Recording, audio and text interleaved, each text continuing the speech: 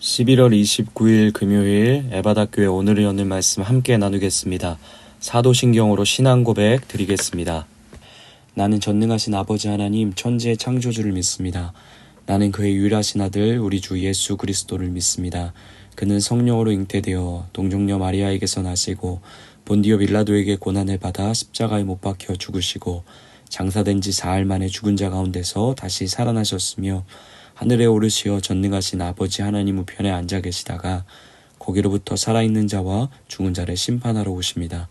나는 성령을 믿으며 거룩한 공교회와 성도의 교제와 죄를 용서받는 것과 몸의 부활과 영생을 믿습니다. 아멘. 오늘 하나님께서 주신 말씀은 누가복음 4장 9절에서 13절 말씀입니다. 누가복음 4장 9절에서 13절 말씀입니다. 우리 다 찾으셨으면 우리 함께 읽어보도록 하겠습니다. 또 이끌고 예루살렘으로 가서 성전 꼭대기에 세우고 이르되 내가 만일 하나님의 아들이거든 여기서 뛰어내리라. 기록되었을 때 하나님이 너를 위하여 그 사자들을 명하사 너를 지키게 하시리라 하였고 또한 그들이 손으로 너를 받들어 내 발이 돌에 부딪히지 않게 하시리라 하였느니라. 예수께서 대답하여 이르시되 주 너희 하나님을 시험하지 말라 하였느니라. 마귀가 모든 시험을 다 한 후에 얼마 동안 떠나니라. 아멘.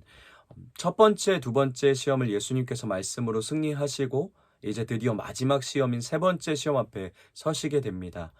앞서 두 가지 시험에 실패한 마귀가 이번에는 예수님을 데리고 예루살렘 성전 꼭대기로 데려갔는데요. 당시 예루살렘 성전은 수백 미터 아래로 기드론 계곡이 내려다 보이는 아찔한 곳에 있었다고 하는데 그 꼭대기에 서서 마귀가 예수님을 시험해 묻습니다.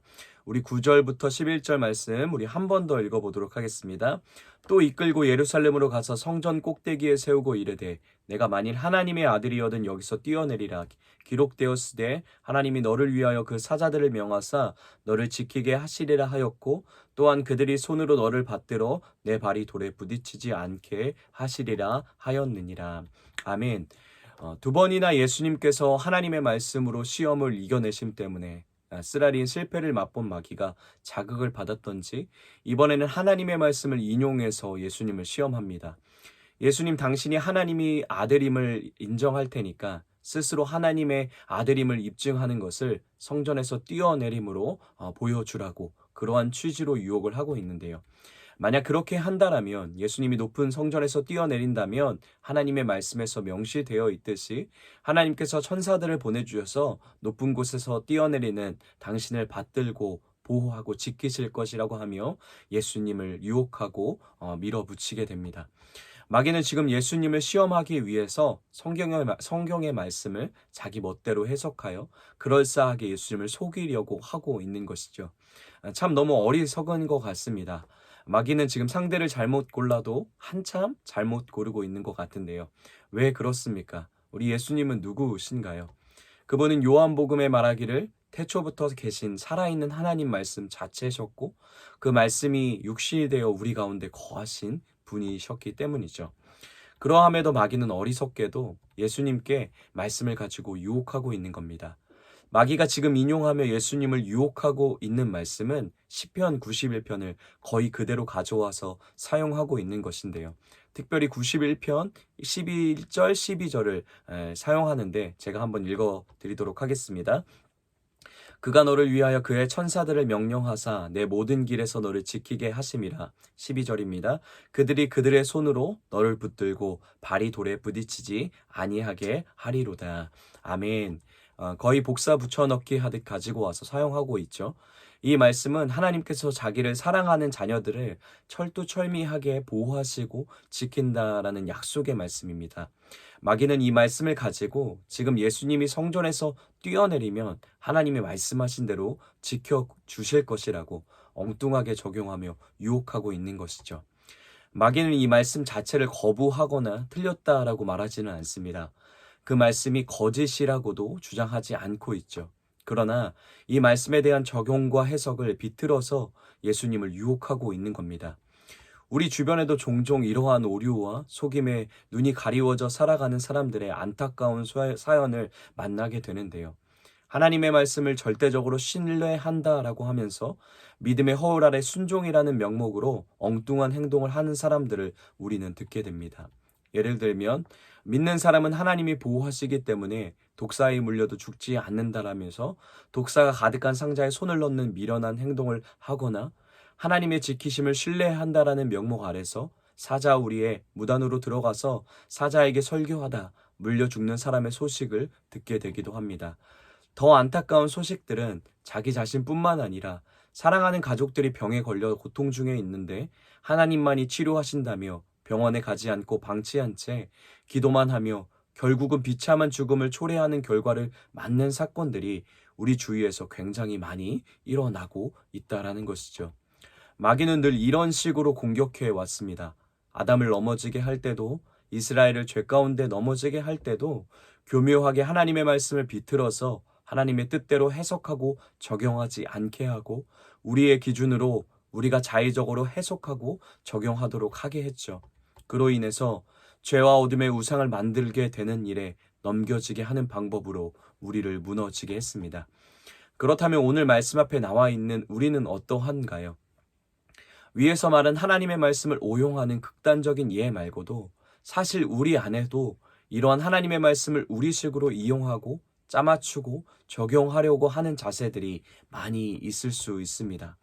말씀이 나의 성공과 내가 바라는 일들을 이루기 위한 도구로 사용되어지고 남들을 비판하고 정죄하기 위한 판단의 기준이 되거나 하나님의 영광과 뜻이 선포되는 것보다는 나를 위한 위로와 치유의 메시지로 사용되어지기만을 바라는 그런 태도로 말씀을 대하고 있을 때가 우리 가운데 있다라는 것이죠. 하나님의 말씀은 살아있는 생명의 말씀입니다.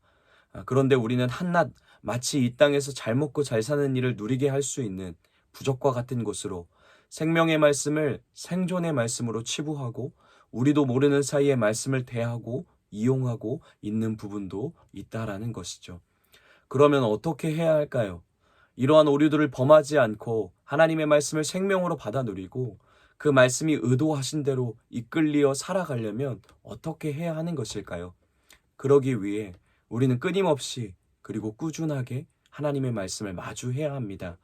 그 말씀 안에서, 그 마주함 안에서 하나님과의 사귐의 일들을 멈추지 말아야 할 것입니다. 또한 선포된 하나님의 말씀이 어떤 정황과 의도인지, 전후 문맥은 어떠한지 묵상을 통해 또 배움을 통해 깨달아 가야 하고 그리고 성경에 표현하기를 상고한다라고 하죠. 말씀을 연구하고 세밀하고 깊이 있게 알아가는 일들에 대해서 열심을 내야 하는 것이죠. 단순히 사역자만이 하는 일이 아니라 말씀으로 죄와 사망에서 불려내진 우리 모두가 이런 하나님의 말씀을 날마다 상고하는 자리에 나아가야 하는 것이죠. 우리 에바다 공동체는 어린아이부터 장년에 이르기까지 멈추지 않고 이러한 풍성하게 말씀 앞에서 자라나는 일들을 멈추지 않는 공동체가 되길 원합니다. 그러나 우리의 이런 과정과 노력의 결과가 우리의 열심의 노력의 결과가 하나님의 말씀을 올바르게 이해할 수 있는 척도가 되지는 않습니다. 중요하지만 우리의 꾸준함과 노력이 반드시 중요하지만 그것이 하나님의 말씀을 바르게 이해하냐 못하냐를 결정짓는 중대한 기준이 되지 않는다라는 것이죠. 가장 큰 능력과 기준은 성령이 도우셔야 합니다. 우리와 함께 하시는 성령이 하나님의 말씀을 바르게 이해케 하시는 가장 큰 해석자이고 오름이며 무지한 우리의 도움이자 능력이고 지혜인 것이죠. 그분이 우리 가운데 함께 하시어 하나님의 뜻을 우리로 하여금 바르게 계시하시고 이해하게 하시고 알게 하셔야지만 우리가 올바르게 바라볼 수 있다는 겁니다. 또한 성령에 도우셔야 그 말씀 앞에 순종하는 힘과 용기를 우리가 그 말씀을 통해 얻고 누리게 될 수 있을 줄 믿습니다. 이 성령의 조명 아래 철저히 순복하며 겸손하게 하나님의 말씀 앞에 꾸준함으로 나아갈 때 하나님의 말씀이 생명의 말씀이 되게 하실 겁니다. 그리고 그 말씀을 말씀은 우리를 이끌어서 하나님의 사랑 안으로 하나님의 풍성함 안으로 인도해 갈 것이죠. 오늘 하루도 우리가 마주하는 말씀들, 지금 우리가 하고 있는 오늘의 연일 말씀, 그리고 매일 성경 읽기, 또 각자 자기 삶 속에서 만나는 하나님의 말씀들이 이와 같은 과정을 지나 성령의 동행하심을 지나 생명의 말씀이 되어지는 은혜가 있기를 예수님의 이름으로 축복합니다. 이처럼 마귀는 하나님의 말씀을 교묘하게 비틀어 예수님을 시험해 오지만 예수님은 다시 한번 철저하게 그의 의도를 파악하시고 물리쳐 내시는데요. 어떻게 승리하시는지 우리 12절 13절 말씀 함께 읽어보도록 하겠습니다. 예수께서 대답하여 이르시되 주 너희 하나님을 시험하지 말라 하였느니라. 마귀가 모든 시험을 다 한 후에 얼마 동안 떠나하니라. 아멘. 예수님께서 마귀를 향해 하나님을 시험하지 말라라고 강력하게 선언하자 마귀가 그제야 떠나가며 모든 시험들이 승리로 끝마치게 되는데요. 예수님은 마귀를 향해 어떤 것에 대해 하나님을 시험하지 말라라고 하는 것일까요? 우리가 살펴보고 있는 이 세 번째 예수님이 경험하시는 시험은 사실 하나님과의 관계에 대한 전적인 신뢰에 대한 시험이었습니다.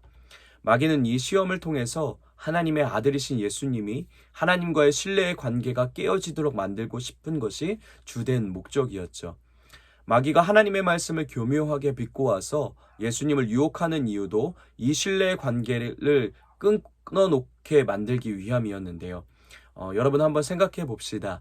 만약에 하나님이 어떤 말씀을 하실 때 그것에 분명한 뜻과 방향이 담겨져 있는데 우리가 그 뜻대로 받아들이지 않고 우리 좋을 대로 해석하고 위에서 말한 대로 자의적으로 사용한다면 결국 그 중심의 마음에는 무엇이 결여되어 있는 것일까요? 하나님을 향한 신뢰가 없는 겁니다. 하나님의 뜻과 계획의 온전함과 완전함에 대한 신뢰가 없는 것이죠. 내 뜻보다 하나님의 뜻이 더 크고 옳으며 선하시다라는 사실에 대한 신뢰가 없기 때문에 비롯되는 행동입니다. 그러니 하나님의 뜻보다 당장 내 눈에 보기 좋은 것들을 얻기 위해 말씀을 대체하며 해석하고 이용하고 있는 것이죠. 그리고 그 일들의 결과는 어떻습니까?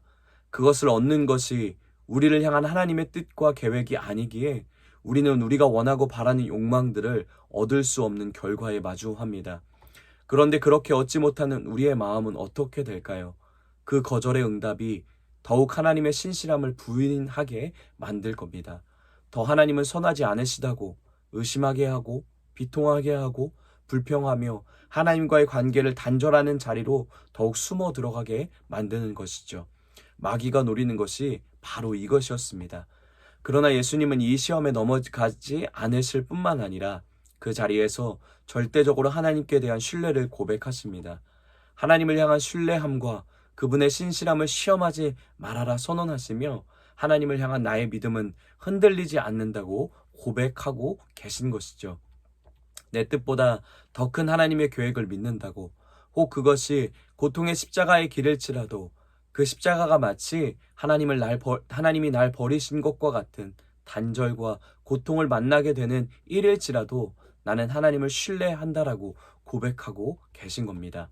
내 뜻과 달라도 그리 아니하실지라도 하나님은 선하시며 온전하시다고 예수님의 마귀 앞에 그 시험 앞에 강력하게 선언하고 계신 것이죠.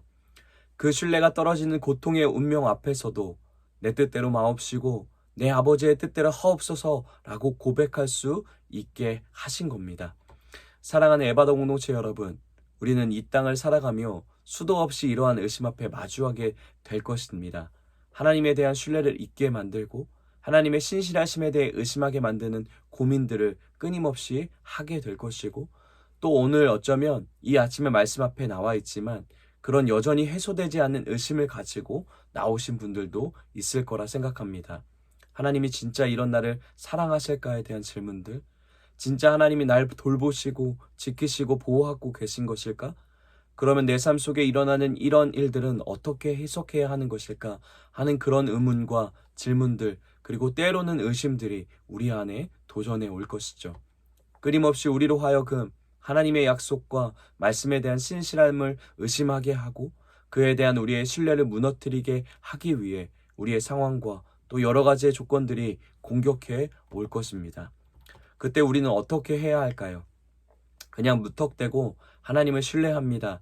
주문처럼 마치 쇠뇌하듯 계속해서 스스로 우리의 무너진 마음과 의심들을 다독여보며 버티며 지켜내면 되는 것일까요? 오늘 예수님의 모습 속에 우리가 그 해법을 발견할 수 있습니다. 그것은 바로 말씀에 근거한 삶, 말씀에 뿌리 내린 삶, 그것이 하나님을 신뢰함으로 살아갈 수 있게 하는, 신뢰하며 걷는 삶을 멈추지 않게 하는 능력이 되는 것이죠. 마귀의 유혹 앞에서도 예수님의 말씀에 근거하여 하나님을 향한 신뢰를 굳건하게 지켜내십니다. 그리고 그 말씀의 힘 때문에 성전에 뛰어내려 그곳에 있는 모든 사람을 팬클럽으로 만드실 수도 있었지만 그렇게 하지 않으시고 하나님이 준비하시고 계획하신 말씀의 길을 택하십니다. 그리고 예수님은 그 말씀의 힘 때문에 자기에게 허락된 고난의 길, 가시밭길, 곧 십자가의 길을 걸어감을 주저하지 않으시는 거죠. 어떤 유혹 속에도 내가 전혀 이해할 수 없는 결과와 상황을 마주쳐도 하나님의 말씀에 신실함을 믿고 예수님은 하나님께 드려야 할 신뢰의 고백을 이루어 가십니다. 우리의 모든 신앙과 삶이 말씀에 근거할 수 있게 되길 소망합니다. 깊이 있게 뿌려내려감을, 말씀이 우리의 심령에 깊이 있게 뿌려내려감을 멈추지 않을 수 있게 되길 원합니다. 하나님을 향한 신뢰가 무너질 수밖에 없는 처량한 상황을 만나게 될 테지만 그 운명을 우리가 거부할 수 없지만 그때마다 우리를 지키시고 보호하신 것은 우리 안에 심겨진 말씀이 우리를 지키시고 보호하십니다. 우리가 혹 너무 힘들어 놓아버릴지라도 우리 가운데 심긴 그 말씀이 끝까지 우리의 손목을 붙잡고 하나님의 신실함을 확신으로 바라볼 수 있는 자리로 끝까지 이끌어 가실 겁니다.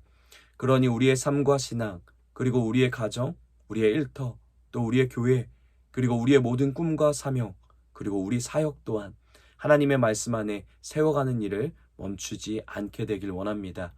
세상에서 환난을 당하나 그 살아있고 생명력 있는 말씀이 우리 안에 평안을, 그리고 담대함을, 또한 승리함으로 우리를 지키시고 인도하실 것입니다. 우리 말씀을 기억하며 이렇게 함께 같이 기도하겠습니다.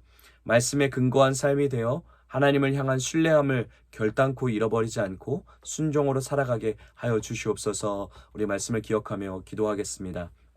우리 가정을 위해서는 말씀을 배우고 가르치고 삶으로 살아내는 일을 성실하게 행하는 가정 되게 하여 주시옵소서라고 우리 함께 기도하겠습니다.